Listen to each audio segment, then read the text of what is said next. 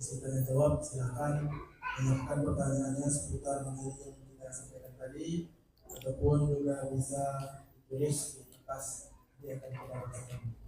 Saat ini sudah ada 3 penanya. Pertama, Assalamualaikum warahmatullahi wabarakatuh. Izin bertanya Pak Kiai, salah satu Ustadz Wahabi Dr. Nasmon Yahya SMA dalam kajiannya mengatakan di waktu Nabi hidup ada keluarga Nabi yang meninggal dunia. Dijawab oleh jamaahnya, ada. Terus dia bertanya lagi, adakah Nabi mengundang sahabat untuk datang ke rumah Nabi untuk takziah? Kalau tidak ada, berarti bid'ah yang dibuat. Bagaimana menurut? Oke. Terima kasih. Takziah itu hukumnya sunnah. Ya. Kemudian sedekah untuk orang mati hukumnya sunnah juga. Sama-sama sunnah. Tradisi masyarakat kita, apakah itu masyarakat Melayu, masyarakat Minang, masyarakat Jawa, kalau ada orang meninggal biasanya kan ada takziah, ada tahlil, lalu ada makan-makan. Ya, biasanya berapa hari kalau Pekanbaru? 3 hari. Oh, cuma 3 hari aja. Sebagian daerah ada yang 7 hari. Sebagian daerah ada yang 9 hari. Seandainya 100 hari pun nggak apa-apa. Bagus. Apakah ada dalilnya? Ada dalilnya. Yang bilang nggak ada itu entah belajar di mana dulu itu. Katanya dokter kok nggak tahu itu. Dalam hadis riwayat Imam Ahmad dari Amr bin Al-As. Amr bin Al-As radhiyallahu an berkata, "Kana Al-As bin Wa'il nazara fil jahiliyah ayyan harami ata badanatin." As bin Wa'il, ayahnya sahabat Amr, bernazar pada masa jahiliyah untuk menyembelih 100 ekor unta. Kemudian belum sempat menunaikan nazarnya meninggal. Akhirnya apa? Anaknya yang tertua, Fanaharo Hisham bin Al-As hazwahu khamsan wa khamsina badana. Lalu abang Hisham bin Al-As ini menyembelih bagiannya, menunaikan nazar bapaknya menyembelih 55 ekor unta. Nazarnya berapa? 100. Kalau disembelih 55 berarti kurang berapa? 45. Lalu kata Amr bin As, fasa'altu dzalika Rasulullah sallallahu alaihi wasallam. Lalu saya tanya sama Rasulullah, gimana Rasulullah? Kalau sisa nazar bapak saya yang 45 saya sembelih 45 ekor unta. Apa jawaban Rasulullah?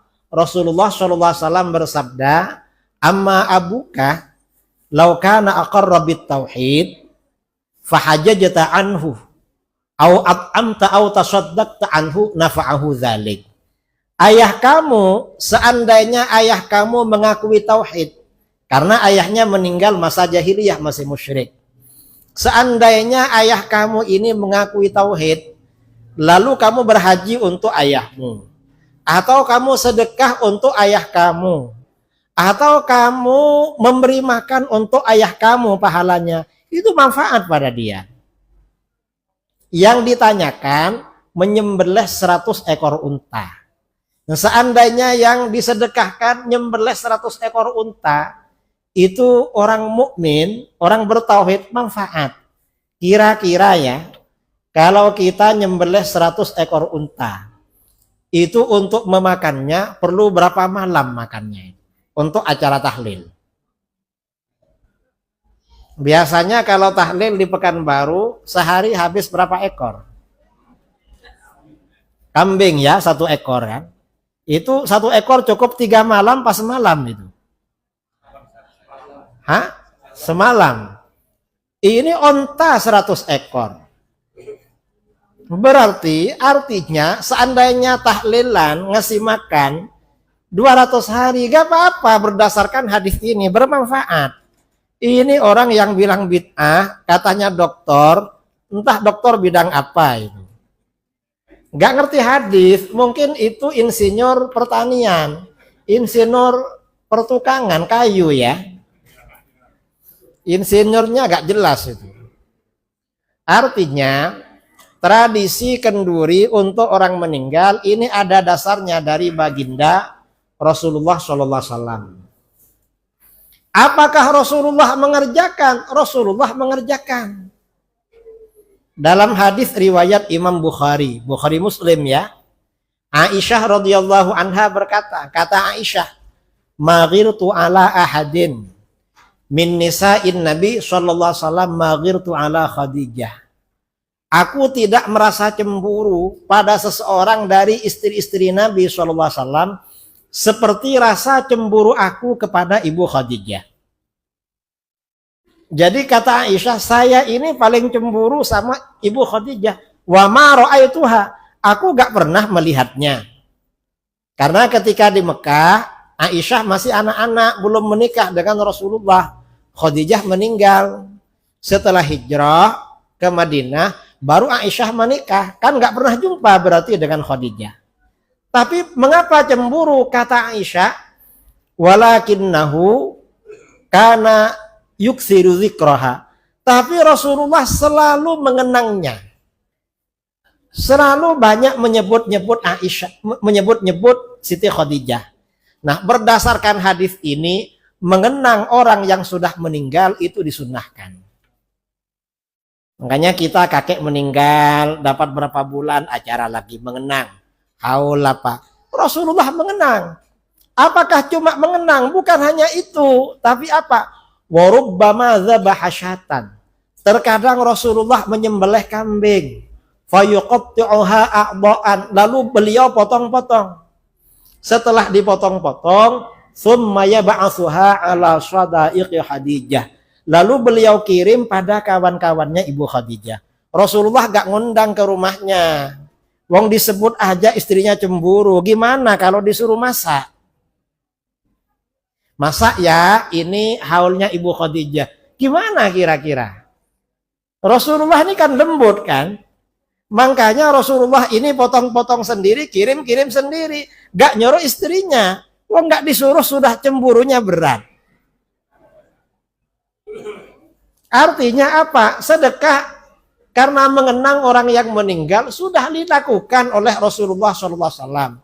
Ini biasanya Wahabi yang begini ini sebenarnya bukan sunnah gak sunnah, tapi bakhil aja sebenarnya. Pelit. Jadi pelit dibungkus dengan bid'ah. Bid'ah tuh bid'ah, padahal bakhil aja. Lalu dibilang gak ada dalil. Minta berapa dalilnya? Banyak kalau mau dalil itu. Makanya biasanya kebanyakan masyarakat itu sedekah makanan 7 hari.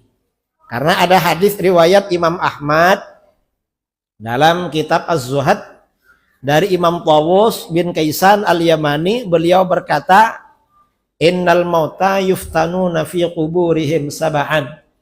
Fakanu yastahibbun ayyut ama'amhum tilkal ayyam.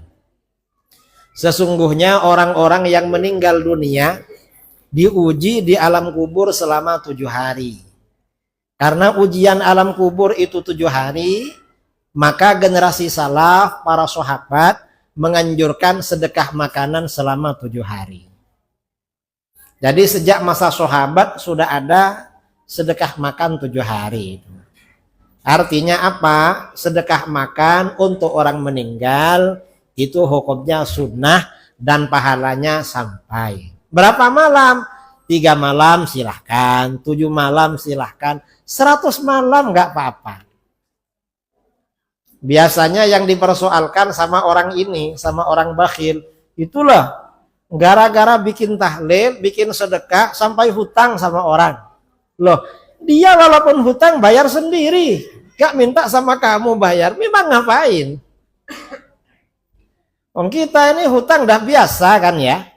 Kadang anak daftar mondok hutang, anak daftar kuliah hutang, kemudian apa lagi? Anak melahirkan, hutang. Kemudian menikahkan anak, hutang. Betul? Nah, sekarang ini ada umroh yang hutang itu. Ada. Pokoknya berangkat dulu, baru setelah pulang bayar itu. Udah biasa begitu. Cuma yang dipersoalkan sedekah untuk orang tua, yang lain nggak dipersoalkan. Memang mereka ini nggak suka sama orang mati itu. Memusuhi hutang. Dan hutang ini kalau niatnya membayar dapat pahala. Makanya di dalam kitab hadis ada babu sawabi man iddana dainan wa nawa wafa'ahu. Bab pahala orang yang berhutang dan niat melunasi. Sebagian sahabat seperti Siti Aisyah, kemudian Abdullah bin Ja'far dan beberapa sahabat lain kalau gak punya hutang tuh sumpek. Kalau gak punya hutang, menyuruh pembantunya cari hutang yang banyak. Akhirnya orang-orang, lah kenapa cari hutang? Kata beliau, saya takut kalau gak punya hutang, takut gak ditolong oleh Allah. Kok bisa? Rasulullah SAW pernah bersabda, maniddana dainan wa nawa wafa'ahu kana fi aunillah. Siapa yang berhutang pada orang, lalu dia niatnya melunasi, maka dia selalu dalam pertolongan Allah. Makanya sebagian sahabat kalau gak punya hutang tuh susah, takut gak ditolong. Cuma hadis ini jangan disebarkan sama ibu-ibu. Mengapa? Nanti bapaknya suruh cari hutangan terus. Beli laba yang ini. Gak punya uang mah cari hutangan. Ditolong loh oleh Allah. Kok gitu? Itu kata Pak Ustadz, itu ada hadisnya. Sahih lagi hadisnya. Saya kira itu ya. Ada lagi. Baik, pertanyaan selanjutnya. Assalamualaikum warahmatullahi wabarakatuh. Tentang sifat 20 yang membatasi sifat Allah Subhanahu wa taala. Menurut Ustaz Wahabi, Dr. Helmi Basri SMA, dalam sifat 20 tidak ada sifat Ar-Rahman. Padahal Allah Subhanahu wa taala sendiri yang menyatakan dalam Al-Qur'an surah Al-Baqarah ayat 193 bahwa Allah bersifat Ar-Rahman. Bagaimana menurut Anda? Sifat 20 ini bukan membatasi sifat wajib bagi Allah. Karena itu hasil penelitian para ulama. Sifat Allah itu tidak terbatas 20. Juga tidak terbatas 99 Asmaul Husna. Enggak ada batasnya. Yang 20 ini oleh para ulama ya ditetapkan sebagai sifat wajib setelah melalui kajian mendalam, karena sifat 20 ini syaratul uluhiyah, syarat ketuhanan. Tuhan itu sifatnya harus seperti itu secara akal. Sedangkan sisanya, kalau Asmaul Husna 99, lalu yang dijadikan syarat ketuhanan 20, berarti sisanya ada berapa? Ada 79. Yang 79 itu include di dalam sifat 20. Para ulama gak membatasi itu. Kalau dibilang membatasi berarti gak pernah belajar. Sifat 20 ini adalah sifat wajib bagi Allah, di mana ketika sifat ini wajib, maka kebalikannya mustahil bagi Allah. Akal manusia mampunya hanya 20. Lebih dari 20 akal manusia gak mampu, itu aja. Dan itu memang yang disebut dengan sifatul zat ya. Karena Asmaul Husna itu ada sifatul fi'li, ada sifatul zat. Sifatul zat itu adalah sifat yang merupakan zat Allah. Kalau sifatul fi'li itu sifat yang merupakan perbuatan Allah. Kalau sifatul fi'li, walaupun sifatnya punya, kebalikannya Allah juga punya. Misalnya Allah Al-Mu'ti, Allah juga Al-Mani. Allah itu maha memberi, Allah juga maha tidak memberi. Ketika kita memohon kepada Allah, lalu oleh Allah permohonan kita dikabulkan, Allah itu menampakkan sifat rububiyahnya sebagai Al-Mu'ti, pemberi. Kadang-kadang kita mohon pada Allah gak dikasih. Itu artinya apa? Allah itu Tuhan, gak bisa diatur-atur oleh kita. Kita ini jangan semaunya minta sama Allah. Mengapa? Kadang-kadang kita minta sesuatu pada Allah menurut kita yang terbaik. Oleh Allah gak dikasih. Ternyata oleh Allah dikasih yang lain. Lama-lama kita berpikir, untung dulu yang itu gak dikasih. Mengapa? Coba dikasih gak enak itu. Ternyata enak ini yang gak diminta. Artinya apa? Oleh Allah dikasih yang terbaik. Coba kita perhatikan perjalanan hidup kita. Perjalanan hidup kita ya, banyak hal-hal yang kita inginkan oleh Allah gak dikasih. Awal-awalnya kita kecewa. Cuma dalam perjalanan hidup kita berterima kasih pada Allah. Ya Allah, terima kasih itu gak dikasih. Mengapa? Coba dikasih, gak enak ternyata. Enak begini. Jadi begitu. Ini perjalanan hidup ya, manusia seperti itu. Ini yang disebut dengan sifatul fi'li. Allah, jadi artinya apa? Ahlus sunnah gak membatasi 20 sifat. Yang bilang membatasi 20 sifat, itu biasanya Wahabi gak mengerti akidah Ahlus sunnah wal jamaah. Gak usah didengar, itu gak ngerti apa-apa itu. Walaupun doktor. Ada lagi? Baik, pertanyaan selanjutnya. Sambil dimakan ya, yang sudah ada kuenya dimakan. Ya, yang penting tertib. Assalamualaikum warahmatullahi wabarakatuh. Salam. Pertama, apakah benar kalau selama rakyat Palestina tidak berakidah yang benar, yaitu akidah mengikuti manhaj salafi, maka Palestina tidak akan menang ataupun merdeka? Yang kedua, apakah Sultan Salahuddin Al-Ayyubi yang memerdekakan Palestina bermanhaj salafi? Yang ketiga, mengapa negara-negara besar Arab tidak menyerang Israel untuk membebaskan Palestina? Terima kasih. Umat Islam di Gaza, Hamas itu Ahlus sunnah wal jamaah. Mazhabnya seperti orang Riau bermazhab Syafi'i. Orangnya sufi, juga baca maulid, baca sholawat. Dan mungkin malam ini mereka juga tahun baru itu. Mungkin entah apa yang dimakan. Tapi kan bantuan makanan sudah bisa masuk sekarang kan.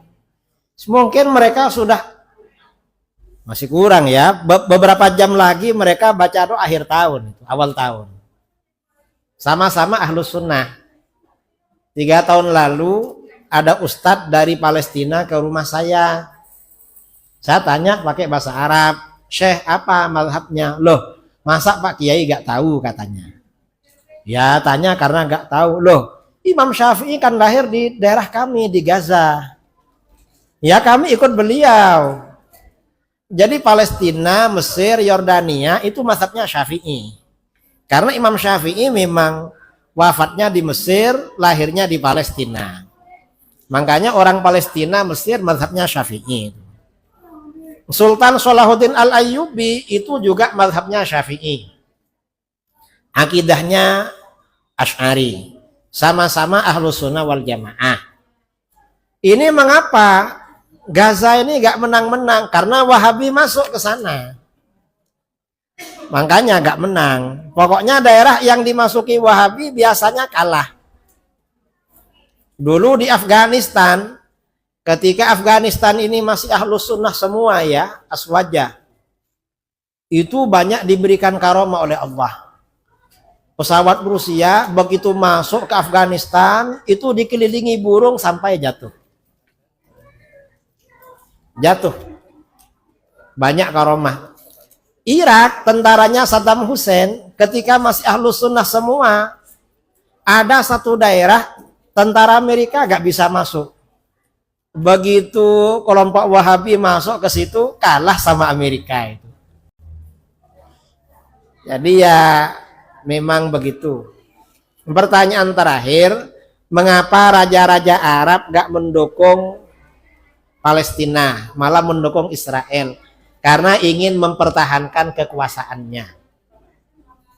Karena memang diancam oleh Israel, kalau mendukung Gaza nanti akan dikudeta.